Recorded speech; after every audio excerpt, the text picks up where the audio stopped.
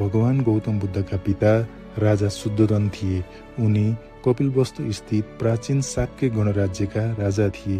राजा शुद्धोधन बुद्धिमान, शक्तिशाली र आफ्नो राज्यप्रति उत्तरदायी शासकका रूपमा परिचित थिए।